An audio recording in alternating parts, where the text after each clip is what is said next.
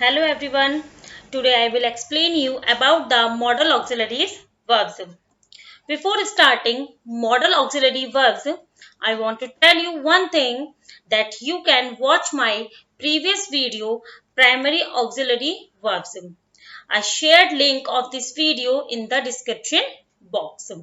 And one more thing, in the following video, I will learn you the English spoken in the daily routine. So let's start modal auxiliaries verbs. What is the definition of the modal auxiliaries verbs? The verbs can, could, may, might, will, would, shall, should, must, ought to, used to, need and dare are called modal verbs or modals. यानी कि हम इन्हें modal verbs भी बोलते हैं और modals भी बोलते हैं. ठीक है, तो कैन, कुड, मे, माइट यानी कि जितने भी हमारे मॉडल ऑक्सिलरीज वर्ब्स हैं ये भी हमारे हेल्पिंग वर्ब हैं. जैसे हमारे प्राइमरी हेल्पिंग वर्ब थे, ये हमारे मॉडल ऑक्सिलरीज वर्ब्स हैं. इनका यूज भी हम डेली रूटीन में बोलने वाले सेंटेंसेस के साथ करते हैं. तो आगे हम सीखेंगे कि इनका यूज हम किस तरह करते हैं. Modal auxiliaries are depend on these words यानी कि मॉडल ऑक्सिलरीज का यूज हम कब करते हैं, अपनी किन बातों को दर्शाने के लिए, क्या किन बातों को दिखाने के लिए हम मॉडल ऑक्सिलरीज वर्ब्स का यूज करते हैं. तो हमारी किन बातों पर निर्भर करता है मॉडल ऑक्सिलरीज? एबिलिटी, हमारी योग्यता पे, कैपेसिटी दिखाने के लिए, परमिशन लेने के लिए, एडवाइस यानी सलाह लेने के लिए, पॉसिबिलिटी और प्रोबेबिलिटी यानी कि संभावना जहां होती है वहां पे हम मॉडल ऑक्सिलरीज का यूज करते हैं. ऑब्लिगेशन, अपने कर्तव्य को दिखाने के लिए हम इन मॉडल ऑक्सिलरीज का यूज करते हैं. यानी कि हमारी ability, capacity, permission, advice, possibility and obligation पे जहां पे बात होगी वहां पर हम किसका यूज करेंगे? मॉडल ऑक्सिलरीज वर्ब का यूज करेंगे. ये देखिए एक चार्ट मैंने तैयार करा है, चार्ट ऑफ मॉडल्स. यानी कि इसमें मैंने बताया है कि कहाँ पे हमें किस कैटेगरी में या किस बातों के लिए हमें कैन का यूज करना है. यानी कि हमारी एबिलिटी दिखाने के लिए, कैपेसिटी, पावर, परमिशन. ठीक है, तो इसमें मैंने इस पूरे एक चार्ट में ही मैंने सब कुछ डिस्क्राइब कर दिया है कि आपको कहाँ पे किसका यूज करना है, कौन से मॉडल वर्ब का यूज करना है. आप इसका स्क्रीनशॉट लेकर भी रख सकते हैं या फिर इसे बहुत अच्छे से रीड कर सकते हैं.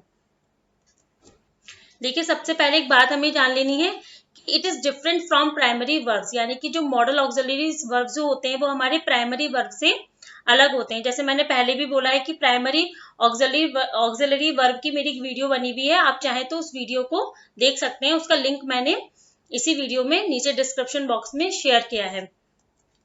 नेक्स्ट है the first form of the main verbs will always come after using the model auxiliary verbs.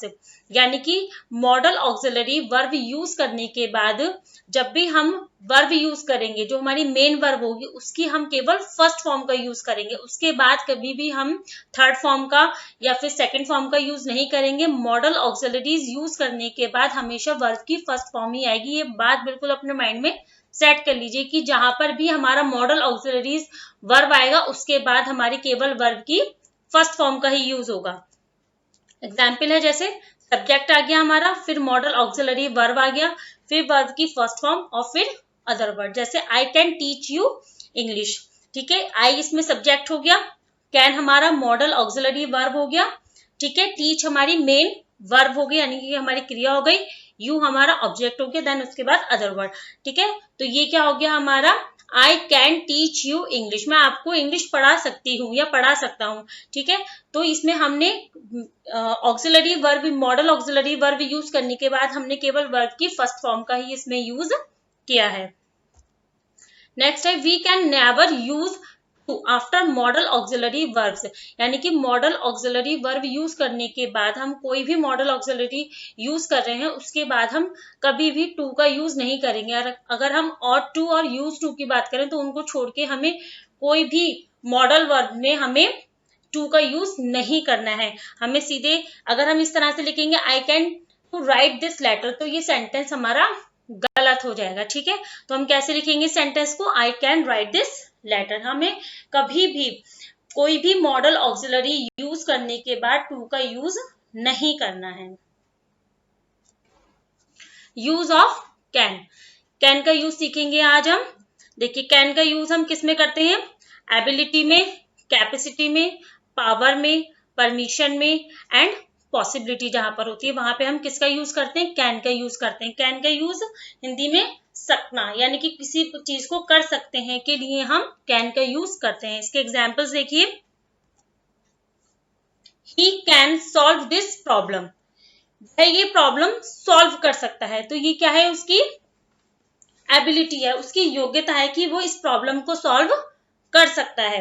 ठीक है, अभी can do 50 pushups at a time, अभी 50 पुशअप्स एक बार में कर सकता है। तो ये क्या है, उसकी कैपेसिटी है, उसकी क्षमता है ये।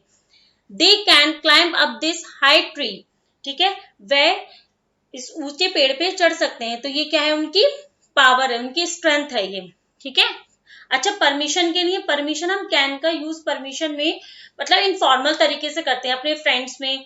ठीक है, तो हम मोस्टली एक कैजुअल जो हमारी फ्रेंडशिप होती है हम उसमें मतलब एक पोलाइटली रिक्वेस्ट की बात नहीं करते, हम एक इनफॉर्मल हो जाते हैं अपने फ्रेंड्स वगैरह के साथ में। तो हमें उनकी कोई चीज लेनी होती है तो हम उनकी एक पोलाइटली उनसे बात मतलब परमिशन नहीं लेते, हम उनको सीधे बोल देते हैं can I take your pen, can I take your book. तो हम एक इनफॉर्मल तरीके से उनसे परमिशन लेते हैं। ठीक है, you can sit in the class, teacher या ऑफिस में हम लोग बैठते हैं तो हमारा जो बॉस होते हैं या हमारी जो टीचर होती है वो कभी भी हमसे एक रिक्वेस्ट तरीके से आपसे नहीं बोलेंगे कि आप बैठ जाइए, एक इनफॉर्मल तरीके से बोलते हैं कि you can sit in the class. तो एक परमिशन होती है कि इनफॉर्मल तरीके से लेने के लिए।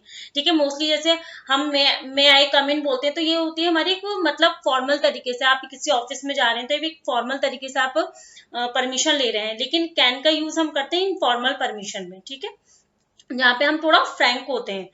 अच्छा नेक्स्ट है पॉसिबिलिटी। पॉसिबिलिटी अब यहाँ पे देखिए मैंने 60% लिखा है, तो ये कोई परसेंटेज की यहाँ पे कोई बात नहीं हो रही, केवल एक आपको दिखाने के लिए कि केवल एक माइंड में जिससे कि सेट रहे कि कैन का यूज एक 60% यानी कि बात 50% से थोड़ा ऊपर है कि हाँ हो सकती है, हाँ से ज्यादा की बात है। जैसे इट कैन रेन टूडे, आज बारिश हो सकती है, यानी कि 50% से थोड़ा ज्यादा चांस है कि हाँ आज बारिश हो सकती है। ठीक है, तो यहाँ पे पॉसिबिलिटी 60% है। It can be rain today, इसमें दोनों ही सेंटेंसेस ये ठीक है। ठीक है, यहाँ पे क्योंकि बी का जो हमने यूज करा है वो हमारी प्राइमरी हेल्पिंग वर्ब है। ठीक है, तो यहाँ पे जो ऊपर वाला जो सेंटेंस है हमारा इट कैन रेन, इसमें हमने यहाँ पे जो रेन लिया है वो यहाँ पर हमने एज अ वर्ब लिया है इसको। ठीक है, तो दोनों ही सेंटेंसेस आपके ठीक है। अगर आपको इस वीडियो में कोई भी प्रॉब्लम हो या कुछ समझ में नहीं आए तो आप कमेंट बॉक्स में नीचे लिख सकते हैं। नेक्स्ट देखिए use of could.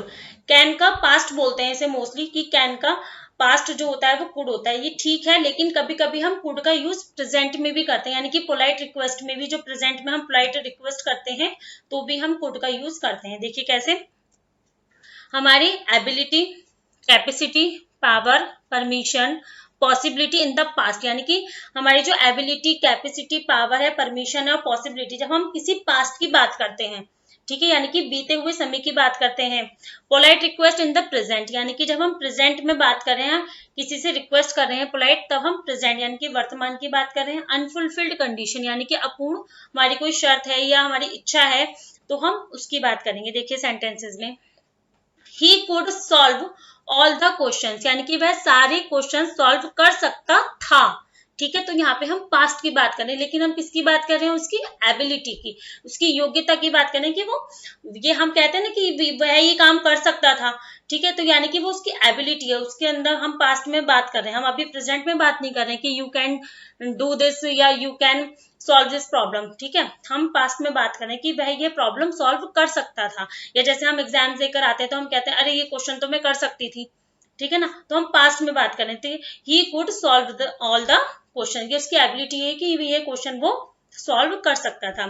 Ramesh could drink 3 glass of milk at a time, यानी कि जो रमेश है वो 3 ग्लास मिल्क जो है एक बार में पी लेता है था। ठीक है, तो ये उसकी कैपेसिटी थी, मतलब अब नहीं पी पाता, वो पहले पी लेता था कि वो 3 ग्लास मिल्क एक बार में ही पी लेता था, ये उसकी कैपेसिटी थी, लेकिन अब उसकी कैपेसिटी नहीं है। He could run a race in young age, वह दौड़ सकता था रेस में जब वो यंग एज में था, यानी कि अब वो नहीं दौड़ सकता। हम बीते हुए समय की बात करें कि वह जब यंग था तो वो रेस में दौड़ सकता था, उसके अंदर इतनी शक्ति थी कि वो पावर थी कि वो रेस में दौड़ सकता था। कुड आई कम इन, अब देखिए ये मैंने बात की तो हमने सारे सेंटेंसेस सीखे हमने पास्ट में, ठीक है, जहां पे हमारी एबिलिटी, कैपेसिटी, पावर, परमिशन मतलब उसकी बात आई, तब हमने ये पास्ट में करा। लेकिन अब हम बात करें polite request in the present, यानी कि जब हम प्रेजेंट में बात करते हैं कुड आई कम इन, ठीक है, तो हम मोस्टली बोलते हैं मे आई कम इन सर, ठीक है, तो लेकिन हम जब पोलाइट रिक्वेस्ट ऑफ प्रेजेंट में बात करें तब हम इस सेंटेंस को भी बोल सकते हैं कुड आई कम इन, तो हमारे दोनों ही सेंटेंसेस सही होंगे। अगर हमारा मे आई कम इन भी ठीक है तो हमारा could I come in ma'am, could I come in sir भी हमारा पोलाइट रिक्वेस्ट में प्रेजेंट में ठीक होगा। अच्छा, could you meet, could you come to me in the evening, क्या आप मुझसे शाम में मिल सकते हैं, तो ये भी हम पोलाइट रिक्वेस्ट अभी प्रेजेंट में कर रहे हैं, मैं आपसे अभी पूछ रहा हूँ कि हम मिल सकते हैं शाम को, ठीक है, तो ये अभी हमारी पोलाइट रिक्वेस्ट हो गई। अब है नेक्स्ट है अनफुलफिल्ड कंडीशन, यानी कि एक अपूर्ण हमारी एक इच्छा थी, शर्त थी कि if I had money I could open my shop, अगर मेरे पास पैसा होता तो शायद मैं अपनी शॉप खोल सकता था, यानी कि हम एक बात कर रहे हैं कि मतलब जो इच्छा मेरी पूरी नहीं हुई है, कि हम कभी कभी बोलते हैं अरे यार मेरे पास ये होता तो मैं ये कर लेता, या तो ये बोल रहा है इफ आई हैड मनी, अगर मेरे पास पैसा होता I could open my new shop, तो मैं अपनी नई शॉप खोल सकता था। ठीक है, समझ में आया इतना। नेक्स्ट है यूज ऑफ मे। मे की बात तो सभी को पता है कि मे हमेशा हम लोग परमिशन, पॉसिबिलिटी, विश, पर्पस और कर्स, कर्स यानी कि अभिशाप यानी कि श्राप देने के लिए हम लोग भी मे का यूज करते हैं। देखिए इसके सेंटेंसेस, इसमें देखिए वही आ गया मे आई कम इन सर, एक फॉर्मल परमिशन। कैन में हमने सीखा था इनफॉर्मल परमिशन, ठीक है, कि अपने फ्रेंड्स वगैरह में हम लोग एक इनफॉर्मल होते हैं तो हम कैसे बोलते हैं उससे कि can I take your pen, can I take your book, ठीक है, या can I take your shirt, तो हम इस तरह से इनफॉर्मल तरीके से होते हैं। लेकिन जब हम फॉर्मल में होते हैं, फॉर्मल परमिशन हमें चाहिए होती है, या जैसे हम अपने ऑफिस में अपने सर के रूम में जाते हैं या फिर अपने स्कूल में अपनी प्रिंसिपल के ऑफिस में जाते हैं, तो हम यही बोलते हैं मे आई कम इन सर, मे आई कम इन मैम, ठीक है, तो एक ये होती है फॉर्मल परमिशन के लिए। नेक्स्ट है जैसे यू मे गो नाउ, जैसे ये भी फॉर्मल परमिशन, आपको एक आदेश देने वाली बात होगी कि ठीक है कृपया अब आप जा सकते हैं। अब हम ये तो सपोज दैट हमारे ऑफिस में या स्कूल में कोई बैठा है, कोई आया तो हम उनसे ये नहीं कहते यू कैन गो नाउ, नहीं तो अगर हम फॉर्मल तरीके से उनसे बात करेंगे तो हम कैसे बोलेंगे okay sir you may go now. या हम इंटरव्यू देने जाते हैं तो वो हमसे यूं नहीं कहते हैं कि यू कैन गो नाउ, कहते हैं okay your interview is finished you may go now, ठीक है, तो एक फॉर्मल परमिशन होती है ये। अब है पॉसिबिलिटी, देखिए ही मे रिकवर सून, अब पॉसिबिलिटी यहाँ पे 50-50% होती है, मतलब मे भी हम बोलते हैं ना किसी चीज के लिए कि ये काम हो जाएगा, मे भी मतलब हो भी सकता है, नहीं भी, मतलब 50-50% चांस होते हैं जहाँ पे, ठीक है, तो ही मे रिकवर सून, वह जल्दी ही ठीक हो जाएगा, मतलब पॉसिबिलिटी 50-50% है कि वो ठीक 50% हो भी सकता है और 50% नहीं भी। नेक्स्ट है she works hard so that she may pass, ठीक है, एक उद्देश्य के तौर पे, यानी कि मतलब एक हमारा एक एम होता है, एक उद्देश्य होता है हमारा, शी वर्क्स हार्ड, अगर वो कठिन परिश्रम करती है सो दैट शी में पास, तो वह शायद पास हो सकती है। अगर हम कहते हैं ना कि अगर मैं खूब मेहनत करूंगी तो शायद मैं पास हो जाऊं, तो वही है कि she works hard so that she में पास, एक पर्पस, एक उद्देश्य है कि अगर वो मेहनत करेगी तो शायद वो पास हो जाए। अच्छा, एक पर्पस देखिए नेक्स्ट है जैसे we eat so that we may live, यानी कि हम खाना क्यों खाते हैं, हमारा क्या उद्देश्य है खाना खाने का कि जिससे हम जीवित रहें, ठीक है, तो we eat so that we may live, यानी कि हमारा एक पर्पस है कि अगर हम खाना खाएंगे तो हम जीवित रहेंगे। अच्छा, ब्लेस, विश, कर्स और प्रे, जैसे हम बोलते हैं ना मे यू लिव लॉन्ग, एक आशीर्वाद देना किसी को, किसी के लिए इच्छा मांगना, या किसी को अभिशाप देना, किसी के लिए प्रार्थना करना, तो हम इसमें भी हम मे का यूज करते हैं, तो इसमें हम फुल स्टॉप नहीं लगाएंगे, जो हमने लास्ट में जो मार्क दिए हैं इसको एक्सक्लेमेटरी मार्क भी बोलते हैं, ठीक है ना, तो मे ही रिटर्न होम सेफ, यानी कि वह बहुत सावधानी से अपने घर पहुंच जाए, ठीक है, तो यहाँ पे ब्लेसिंग के लिए, विश के लिए, कर्स यानी कि अभिशाप श्राप देने के लिए, या फिर प्रे यानी कि प्रार्थना करने के लिए हम मे का यूज करते हैं। नेक्स्ट देखिए यूज ऑफ माइट, यानी कि माइट भी मे का ही पास्ट होता है। देखिए जैसे permission with hesitation and humility, एक परमिशन एक हेजिटेशन के साथ जब हमें होती है, हम किसी से परमिशन एक हेजिटेशन से लेते हैं। पॉसिबिलिटी इन द पास्ट, जब संभावना पास्ट में हो, possibility in the future and purpose in the past. जैसे परमिशन के लिए may I ask you a question, तो might I ask you a question, यानी कि एक हेजिटेशन है मेरे मन में कि मतलब मेरे मन में एक डाउट है कि मैं उससे क्वेश्चन पूछूं या नहीं पूछूं, तो मैं बड़े उससे पूछती हूँ might I ask you a question, क्या मैं आपसे क्वेश्चन पूछ सकती हूँ, तो मतलब मेरे मन में एक हेजिटेशन है। ठीक है, तो एक परमिशन तो मैं ले रही हूँ उनसे, लेकिन कहीं ना कहीं मेरे भी माइंड में एक हेजिटेशन है कि मैं उनसे ये क्वेश्चन पूछूं या मैं नहीं पूछूं। ठीक है, नेक्स्ट देखिए, your eldest son might become an engineer, यानी कि पॉसिबिलिटी फ्यूचर में एक मतलब 15% है, मतलब ना के बराबर एक पॉसिबिलिटी है फ्यूचर में, वो भी जैसे कि आपका जो बड़ा भाई है वो शायद बड़े होके इंजीनियर बन सकता है, तो एक पॉसिबिलिटी यहाँ पे 15% है, यानी कि ना के बराबर ही समझिए कि मतलब बहुत कम चांसेस होते हैं जहाँ पे।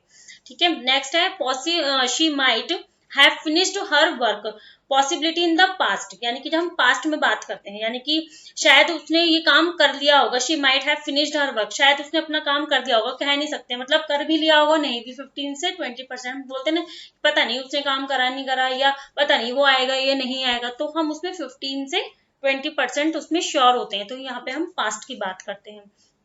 नेक्स्ट है पर्पस, देखिए he took medicine so that he might get well, या अगर वो मेडिसिन ले लेता है तो वो ठीक हो जाएगा, यानी कि उसका पर्पस एक तरीके से उसका उद्देश्य, अगर वो मेडिसिन ले लेता तो शायद वो ठीक हो जाता।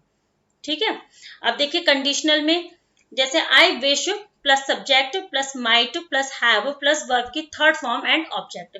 जब कंडीशनल बात होती है, मतलब एक कंडीशनल मतलब एक होता है ना काश, कंडीशनल मीन्स की काश ये काम हो जाता। ठीक है, तो माइट के साथ हैव के साथ हमेशा हम वर्ब की थर्ड फॉर्म का यूज करते हैं, जैसे आई विश का मतलब ही हो गया काश। I wish I might have seen Taj Mahal, काश मैं बोल रही हूँ कि काश मैं ताजमहल देख पाती। ठीक है, तो ये हो गई हमारी पास्ट में हम बात करें। I wish he might have joined English class, शायद काश मैं इंग्लिश ज्वाइन क्लास कर पाती, इंग्लिश क्लास ज्वाइन कर पाती, तो ये भी हमारे काश के यानी कि कंडीशनल सब्जेक्ट उसमें आ गए हैं, सेंटेंसेस में आ गए, काश वाले सेंटेंसेस में आ गए। ठीक है, नेक्स्ट देखिए,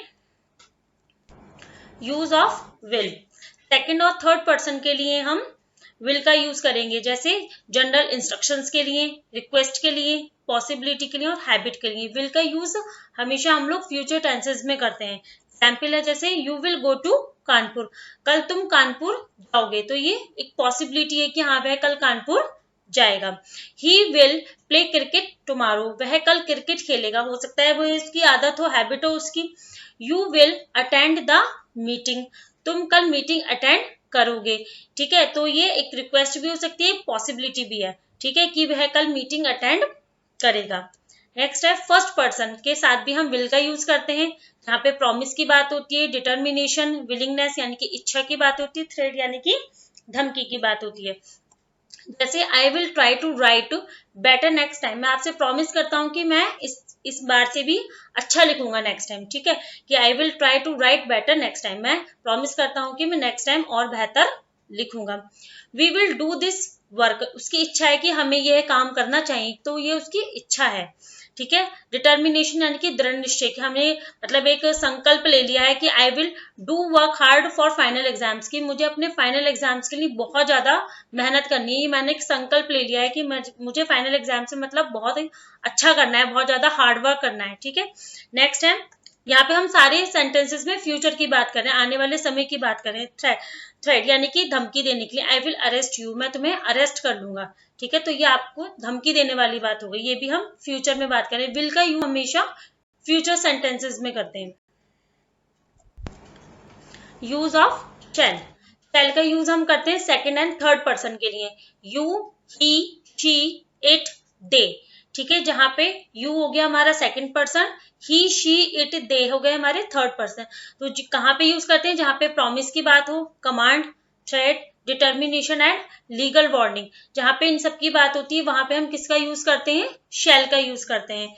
तो देखिए, you shall get a prize for this bravery, यानी कि वो प्रॉमिस कर रहा है कि मैं तुमसे वादा करता हूं कि तुम्हें इस बहादुरी के लिए प्राइज दिया जाएगा। यहाँ पे हम सारे सेंटेंसेस में फ्यूचर की बात करेंगे, क्योंकि विल और शैल का यूज हम फ्यूचर सेंटेंसेस के लिए करते हैं। कमांड देखिए, he shall not attend the class, वह क्लास अटेंड नहीं करेगा, तो ये इनको कमांड दी जा रही है, आज्ञा दी जा रही है कि आप ये क्लास अटेंड नहीं करेंगे।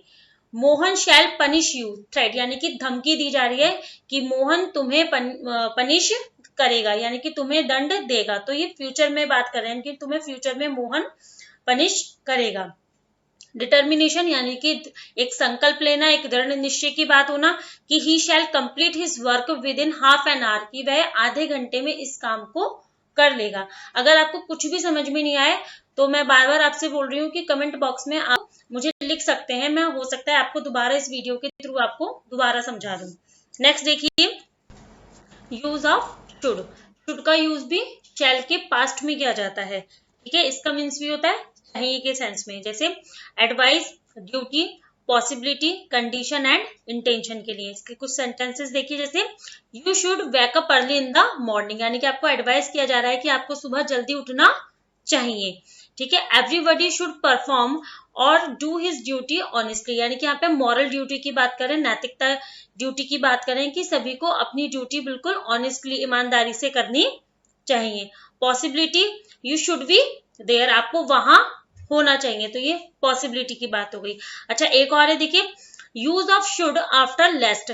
लेस्ट मीन्स होता है कहीं ऐसा ना हो कि, ठीक है, इसका मीन्स होता है कहीं ऐसा ना हो कि, यानी कि भविष्य में, यानी कि फ्यूचर में किसी भी होने वाली घटना की चिंता को व्यक्त करने के लिए हम लेस्ट का यूज करते हैं, ठीक है। जैसे इसके कुछ दो एग्जाम्पल्स हैं, जैसे walk carefully लेस्ट you should fall, संभाल कर चलो कहीं ऐसा ना हो कि तुम गिर जाओ, ठीक है। तो लेस्ट का मीनिंग ये होता है कहीं ऐसा ना हो कि, ठीक है। तो walk carefully लेस्ट you should fall, संभाल के चलो कहीं ऐसा ना हो कि गिर जाओ। Work hard लेस्ट you should fail, कठिन परिश्रम करो कहीं ऐसा ना हो कि तुम फेल हो जाओ, ठीक है। तो शुड का यूज हम किस में करते हैं? एडवाइस में, ड्यूटी में, पॉसिबिलिटी के लिए, कंडीशन के लिए और इंटेंशन के लिए। मोस्टली हम चाहिए के यूज में हम किसका यूज करते हैं? शुड का यूज करते हैं। नेक्स्ट देखिए, use of would. Polite request in the present, यानी कि प्रेजेंट में हम कोई पोलाइट रिक्वेस्ट कर रहे हैं किसी से। हैपनिंग्स इन द पास्ट, यानी कि कुछ जो घटनाएं होती हैं बीते हुए समय में उसकी बात कर रहे हैं। विश और पोलाइट ऑफर। देखिए, जैसे polite request in the present, जैसे would you help me to solve this question, क्या आप मेरी, मतलब एक बहुत ही हम पोलाइट तरीके से सामने वाले से रिक्वेस्ट कर रहे हैं, would you help me to solve this question, क्या आप इस क्वेश्चन को सॉल्व करने में मेरी मदद करेंगे, ठीक है। या फिर जैसे हैपनिंग्स इन द पास्ट, यानी कि जो बीते हुए समय में जो बात हो गई है, जो घटनाएं होती हैं या जो हम करते हैं बीते समय में, जैसे on Sunday I would go to church, यानी कि मैं पहले हर संडे कहाँ जाता था? चर्च जाया करता था, यानी कि हम एक बीते हुए समय की बात करें, पास्ट की बात करें। On Sunday I would go to church. अब देखिए यहाँ पे आई विश जैसे मैंने पहले बताया काश के लिए हम यूज करते हैं, तो I wish plus subject plus verb plus noun other word, यहाँ पे हम विश की बात कर रहे हैं, कोई इच्छा है हमारी। फिर would that subject verb plus noun other word, और फिर यहाँ पे भी हम किसकी बात कर रहे हैं? इच्छा, यानी कि यहाँ पे हम पास्ट में बात कर रहे हैं। जैसे I wish I were a doctor, मेरी इच्छा है या काश मैं एक डॉक्टर होता, ठीक है। Would that I were a bird, काश मैं एक पक्षी होता, ठीक है। तो ये भी क्या है? हम सब किसकी बात कर रहे हैं? वुड की बात कर रहे हैं और पास्ट में बात कर रहे हैं, यानी कि काश मैं ये होता, ठीक है। नेक्स्ट है देखिए, would you like to watch movie with me, एक पोलाइट ऑफर कर रही हूँ करते हैं कि would you like to watch movie with me, क्या आप मेरे साथ मूवी देखना पसंद करेंगे? तो एक पोलाइट ऑफर है, ये आपको एक विनम्रता के साथ एक ऑफर दिया जा रहा है कि आप मेरे साथ मूवी देखना पसंद करेंगे। नेक्स्ट देखिए, यूज ऑफ मस्ट। मस्ट का यूज भी हम चाहिए की सेंस में करते हैं, यानी कि शुड की तरह ही करते हैं, लेकिन शुड में होता है एक कि आपको ये काम करना चाहिए, और इसमें होता है कि मतलब एक मजबूरी वाली बात हो जाती है, कंपल्शन हो जाता है कि आपको ये काम करना ही करना है, आपकी मजबूरी है। कंपल्शन यानी मजबूरी, strong possibility, command, necessity, strong advice and obligations. देखिए इसके कुछ सेंटेंसेस, जैसे सोल्जर्स मस्ट ओबे देयर कमांडर्स रूल्स, यानी कि ये उनकी कंपल्शन है, उनकी मजबूरी है, मतलब सोल्जर्स को अपने कमांडर की बात माननी ही चाहिए, मतलब वो मानते ही मानते हैं वो। अब उसमें शुड के आप ये नहीं लगा सकते सोल्जर्स शुड ओबे देयर कमांडर रूल्स, तो ये सेंटेंस गलत हो जाएगा, क्योंकि सोल्जर्स को अपने कमांडर की बात माननी ही माननी है, ये उनकी मजबूरी है, उनका कमांड है, तो उनको उसको फॉलो करना ही करना है। जहां पे हम बिल्कुल बाध्य हो जाते हैं कि यहाँ पे हमें ये काम करना ही करना है, ये हमारी मजबूरी बन जाती है। ठीक है, तो सोल्जर मस्ट ओबे देयर कमांडर रूल्स, यानी कि सोल्जर्स को अपने कमांडर की बात मानना उनकी एक मजबूरी है। You must follow the rules of traffic, यानी कि हमें आवश्यकता है कि हमें जो ट्रैफिक के जो रूल्स होते हैं हमें उनको हमेशा फॉलो करने ही चाहिए। ये हमारी एक नेसेसिटी है, हमारे लिए एक जरूरत की चीज है कि हमें ट्रैफिक के रूल्स को हमेशा फॉलो करना ही करना है। एक strong advice, you must see the doctor at once, यानी कि मैं किसी को एडवाइस कर रही हूँ कि आपको एक बार डॉक्टर को दिखा लेना चाहिए, यानी कि एडवाइस तो मैं उसको कर रही हूँ लेकिन एक प्रेशर के साथ उसको एडवाइस कर रही हूँ कि आपको मतलब दिखा ही लेना चाहिए, एक बार डॉक्टर से आपको मिल लेना चाहिए। ऑब्लिगेशन, यानी कि हमारे जो संकल्प है, you must pay our taxes, यानी कि हमारा जो दृढ़ निश्चय है या हमें अपने जो टैक्सेस हैं हमें उनको पे करना ही करना है। ठीक है, तो ये एक ऑब्लिगेशन हो गया। पॉसिबिलिटी यहाँ पे 80% होती है, मतलब संभावना की बात यहाँ पे हम अगर करें तो हम 80% हम चीज में पॉसिबिलिटी है। जैसे she must be a nurse, मतलब ये मुझे नर्स लग रही है, अगर उसने वो पहन रखी है अपनी ड्रेस, तो मैं एक अंदाजा 80% अंदाजा लगा सकती हूँ उसे देख के कि हाँ ये यहाँ पे नर्स ही होगी। या फिर she must be a teacher, कि हाँ ये टीचर ही होगी। तो जहाँ पे पॉसिबिलिटी 80% हो तो वहां पे हम मस्ट का यूज करते हैं। ठीक है, अब जैसे subject plus must plus verb की third form and other word, ये हम यूज करते हैं पास्ट में, जहां पे हम बीते हुए समय की बात कर रहे हैं। जैसे you must have finished your work, यानी कि तुम्हें अपना काम कर लेना चाहिए था, मतलब तुम्हें निपटा ही लेना चाहिए था इस काम को। 80% वाला तुम्हें ये काम करना ही करना था, तुमने क्यों नहीं कर सकते। You should have finished your work, तो यहाँ पे मतलब कर लेना चाहिए था, यहाँ पे आपकी बाध्यता आपकी मजबूरी थी कि आपको ये काम निपटा लेना चाहिए था। ठीक है, तो वहां पे हम यूज करते हैं मस्ट का। नेक्स्ट देखिए, यूज ऑफ और टू। और टू का यूज भी हम मस्ट की तरह करते हैं, लेकिन मस्ट में एक कंपल्शन होता है, एक मजबूरी होती है, और टू में एक नैतिकता मजबूरी, यानी कि हमें एक मॉरल हमारी एक मजबूरी हो जाती है। जैसे moral obligations, believe based on study, advice to express strong possibility, यानी कि और टू का यूज हम तब करते हैं जब हमारी एक मॉरल ड्यूटी की बात होती है। देखिए एग्जाम्पल है इसके, जैसे you ought to respect your parents, एक मॉरल ऑब्लिगेशन है, एक मतलब हमारा कर्तव्य है जो हमें मॉरल ड्यूटी बता रहा है एक प्रेजेंट में कि हमें अपने पेरेंट्स की रिस्पेक्ट करनी ही चाहिए। ठीक है, ये सारे सेंटेंसेस हमारे मस्ट है, शुड है, या हमारे ऑट टू है, ये सब हमारे चाहिए के सेंस में आते हैं, लेकिन इनके भी सबके अलग अलग हैं। जैसे शुड का हमने एक सिंपल सेंटेंस चाहिए में करेंगे, ठीक है, मस्ट का एक कंपल्शन एक मजबूरी हो गई, और टू चाहिए के सेंस में हमारा मतलब एक मॉरल हमारी ड्यूटी हो गई है। जैसे you ought to respect your parents, यानी कि तुम्हें अपने पेरेंट्स की रिस्पेक्ट करनी ही चाहिए, एक मॉरल ड्यूटी होगी हमारी। You ought to have respected your teacher, ये पास्ट में बात हो गई कि हमें अपने टीचर की मतलब रिस्पेक्ट करनी चाहिए थी। ठीक है, तो ये हम एक पास्ट में बात करें। स्ट्रॉन्ग पॉसिबिलिटी, एक मतलब स्ट्रॉन्ग पॉसिबिलिटी की मतलब संभावना है ही है, मतलब ये जैसे our team ought to win, यानी कि मतलब एक मतलब वो बिल्कुल जोश में बोल रहा है कि मेरी टीम को बिल्कुल जीत जाना चाहिए। ठीक है, our team ought to win. Next देखिए, यूज्ड ऑफ यूज्ड टू, यानी कि repeated habitual action in the past, यानी कि हम किसी चीज का पास्ट में बार बार रिपीट होना, मतलब वो प्रेजेंट में हमारे नहीं हो रहा है वो चीज, लेकिन हम पास्ट में उसको बहुत ज्यादा यूज होती थी हमारे पास्ट में। जैसे he used to talk nonsense, वह पहले बहुत फालतू की बातें किया करता था, मतलब वो अब नहीं करता लेकिन वो पहले उसकी आदत थी कि वो बहुत ज्यादा फालतू की बातें करता था। She used to talk milk before sleeping, उसकी आदत थी कि वो रात को सोने से पहले वो दूध पीती ही पीती थी, तो ये उसकी हैबिट थी, पास्ट में हैबिट थी, अब नहीं है उसकी हैबिट, ये यूज्ड टू था उस चीज के लिए।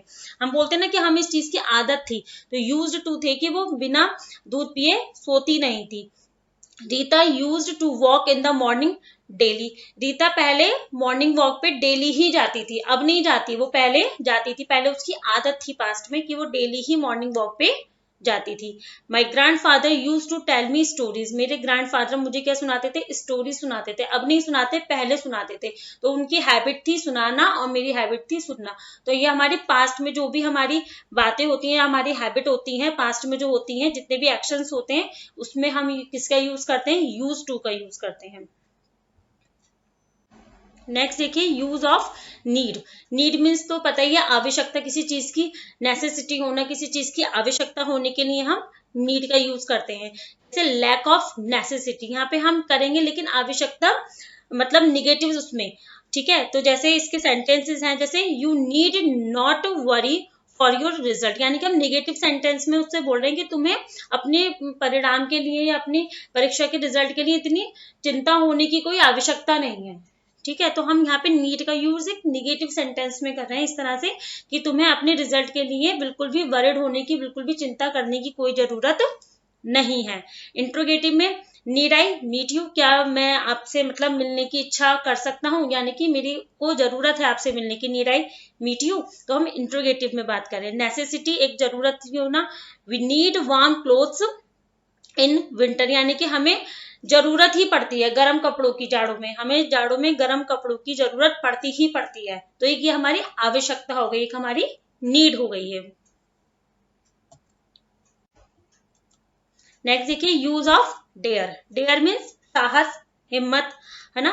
देखिए used to show the lack of courage in negatives, in interrogative to ask about such courage, यानी कि यहाँ पर भी हम जो यहाँ पे हमारी साहस में कोई कमी होती है निगेटिव सेंटेंसेस में, वहां पर हम इसका यूज करते हैं। जैसे he dare not complain against you, यानी कि कहीं ना कहीं निगेटिविटी में वो बोल रहा है, उसके अंदर एक साहस की कमी है कि उसके अंदर हिम्मत नहीं है कि वो तुम्हारे खिलाफ कोई कंप्लेन कर सके, मतलब कहीं ना कहीं उसके अंदर एक साहस की कमी है। तो he dare not complain against you, यानी कि हम निगेटिव सेंटेंस में बोल रहे हैं कि उसके अंदर कहीं ना कहीं एक साहस की कमी है कि वो आपके खिलाफ नहीं खड़ा हो सकता, ठीक है। जैसे she dare not meet the officer, कहीं ना कहीं उसके अंदर एक कमी है कि वो अपने ऑफिसर से नहीं मिल सकती, उसके अंदर इतना साहस नहीं है कि वो अपने ऑफिसर से जाके मिल ले। इंट्रोगेटिव में जैसे how dare you enter in my room, हम जैसे बोल देते हैं तुम्हारी हिम्मत कैसे हुई मेरे कमरे में आने की, तो इंट्रोगेटिव सेंटेंस में हम इस तरह से बोल देते हैं how dare you enter in my room. अब देखिए नेक्स्ट है जैसे how dare you say that I copied your notes, तुम्हारी हिम्मत कैसे हुई कहने की कि मैं तुम्हारे नोट्स को कॉपी कर रहा हूँ। तो यहाँ पर हिम्मत दिखाने की बात हो रही है।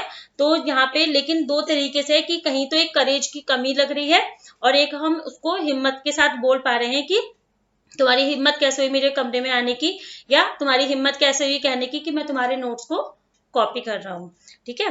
अब नेक्स्ट देखिए exercise number 1, fill in the blanks with can, could, may, might, shall, will, should और वुड का यूज करना है हमें इन सेंटेंसेस में।